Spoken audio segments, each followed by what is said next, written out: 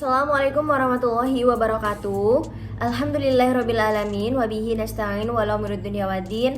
Wassalatu ala asrafil anbiya'i wal mursalin amma ba'du. Perkenalkan, nama saya Agil Setia Wulandari, NPM 1804040002, Ekonomi Syariah. Pada kesempatan kali ini, saya akan memaparkan materi tentang keprodian untuk memenuhi ujian komprehensif. Sebelumnya, saya akan membahas tentang ekonomi mikro dan ekonomi makro. Untuk yang pertama, yaitu rancangan bangun ekonomi mikro dan makro Islam. Ekonomi makro adalah cabang ilmu ekonomi yang mempelajari kegiatan perekonomian secara berkeseluruhan. Sedangkan pada pengertian ekonomi mikro adalah cabang ilmu ekonomi yang mempelajari kegiatan perekonomian hanya pada bagian kecilnya saja.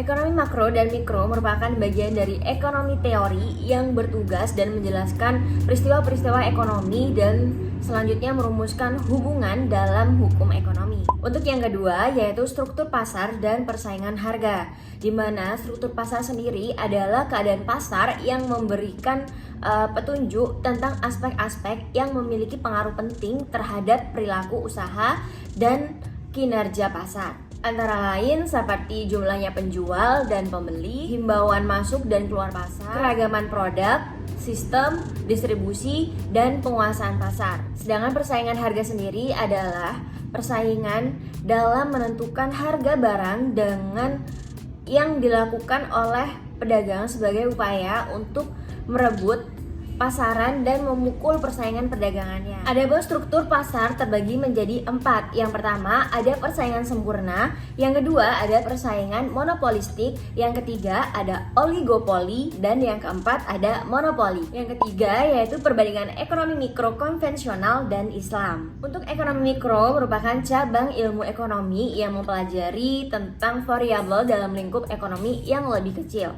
Contohnya seperti perusahaan, perilaku konsumen, permintaan, dan lain sebagainya.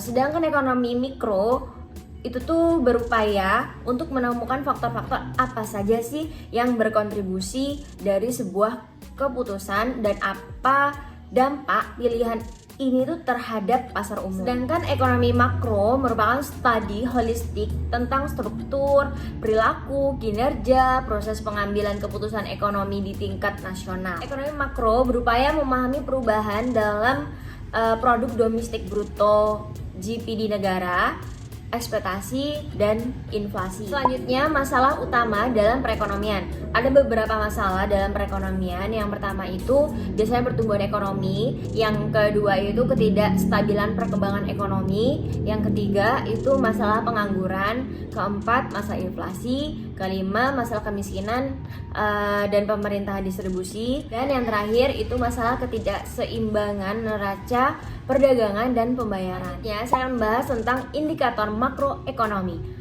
Indikator ekonomi atau ekonomi indikator merupakan data ekonomi. Indikator ekonomi biasanya merujuk pada statistik skala ekonomi makro dan dari waktu ke waktu. Indikator ekonomi ini memiliki banyak banget jenisnya.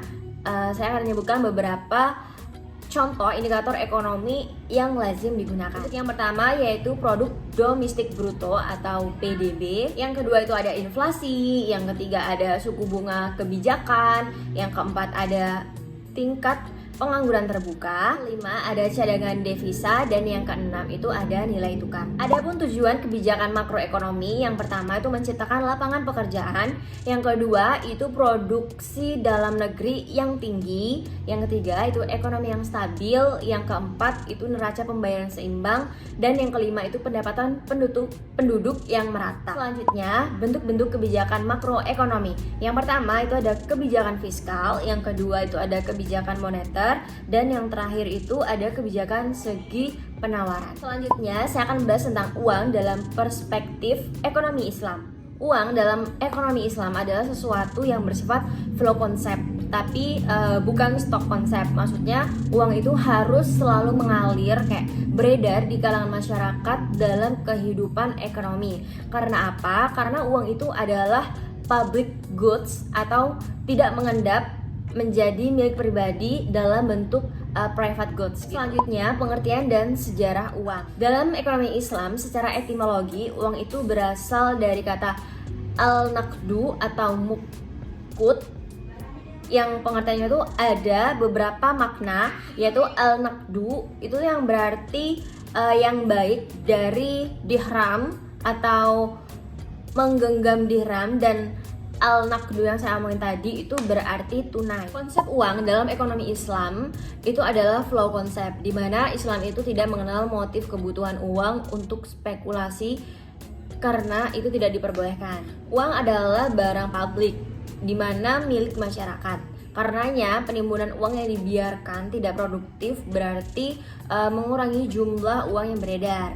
Bila dibiarkan dengan darah dalam tubuh, perekonomian akan kekurangan darah atau malah terjadi ekonomi alias stagnasi gitu. Itulah biasanya hikmahnya dilarang menimbun uang. Selanjutnya, time value of money dan economy value of time. Di mana time value of money atau yang disebut oleh para ekonomi sebagian positive preference menyebutkan itu bahwasannya nilai komoditi pada saat ini lebih tinggi dibandingkan nilainya di masa depan. Dalam Islam tidak dikenal dengan adanya time value of money. Yang dikenal adalah ekonomi value of time. Tafsir ayat dan hadis ekonomi. Yang pertama itu penggolongan pembiayaan berdasarkan akad jual beli bagi hasil dan sewa. Pembiayaan syariah berupa penyediaan barang dari pihak bank kepada nasabah. Yang pertama itu jual beli. Jual beli adalah kegiatan perdagangan yang bertujuan untuk mendapatkan keuntungan berdasarkan prinsip-prinsip syariah. Di mana akadnya ada akad murabaha, ada akad salam, ada akad istiqna. Sedangkan bagi hasil itu ada akad mudharabah, yang kedua itu ada akad musyarafah, yang ketiga ada akad mazarah, yang keempat ada musaqah. Sewa itu ada dua, yaitu ada ijarah, dan yang kedua itu ada IMBT atau ijarah mutia bitamlik. Adapun ayat dan hadis perintah mencari nafkah itu tertera pada surat Al-Jumu'ah ayat 10, yang artinya apabila telah dilaksanakan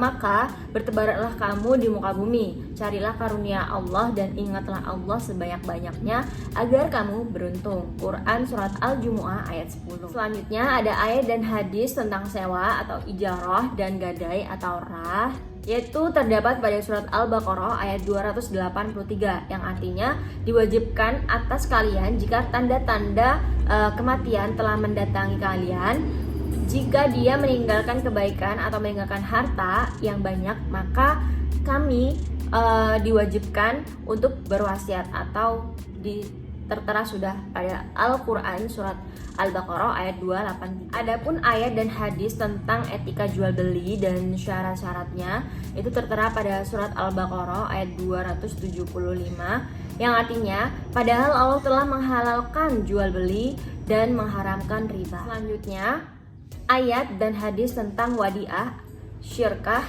dan mudharabah. Untuk wadiahnya sendiri itu tertera pada Quran surat Al-Baqarah ayat 283, dan untuk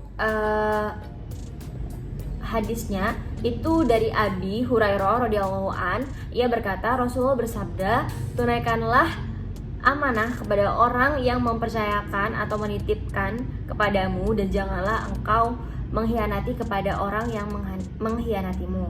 Hadis riwayat At-Tirmizi dan Abu Dawud. Yang kedua yaitu syirkah, dan sesungguhnya kebanyakan dari orang-orang yang berserikat itu sebagian mereka berbuat zalim kepada sebagian yang lain, kecuali orang-orang yang beriman dan mengerjakan amal yang soleh.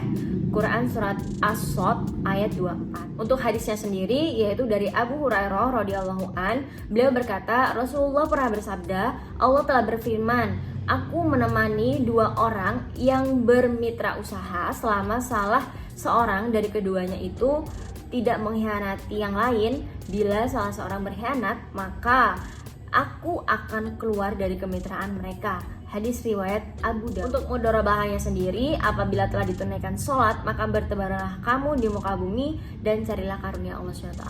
Tertera pada Quran surat Al-Jumu'ah ayat 10. Untuk hadisnya sendiri yaitu hadis riwayat Tabrani dari Ibnu Abbas, jika menyatakan harta sebagai mudharabah, ia menyarankan kepada mudharabahnya agar tidak mengarungi lautan dan tidak menarungi lembah. serta tidak membeli hewan ternak. Jika persyaratan itu dilanggar atau ia mudorib, harus menanggung resikonya. Ketika persyaratannya yang telah ditetapkan Abbas itu didengar Rasulullah, beliau membenarkannya. Adapun ayat dan hadis tentang harta dan cara mendapatkannya, Allah berfirman dalam surat At-Taubah ayat 41 yang artinya, berangkatlah kamu baik dengan rasa ringan maupun dengan rasa berat, dan berjihadlah dengan harta dan jiwamu di jalan Allah. Yang demikian itu adalah lebih baik bagimu jika kamu mengetahui. Dan sebuah hadis Rasulullah yang artinya, sebaik-baiknya harta yang baik adalah harta yang dimiliki oleh hamba yang baik. Mendapatkan harta itu antara lain bekerja, perjanjian atau transaksi hak pilih, dan yang terakhir itu harta waris. Ayat dan hadis pinjaman firman Allah SWT dalam Al-Quran sesuai surat Al-Maidah ayat 2 yang artinya, menolonglah kamu dalam mengerjakan kebajikan dan takwa, dan jangan tolong menolong dalam berbuat dosa dan permusuhan. Bertakwalah kepada Allah, sungguh Allah sangat berat siksanya. Sekian dari penjelasan saya, semoga bermanfaat, dan apabila banyak kesalahan saya mohon maaf, dan saya akhiri. Wassalamualaikum warahmatullahi wabarakatuh.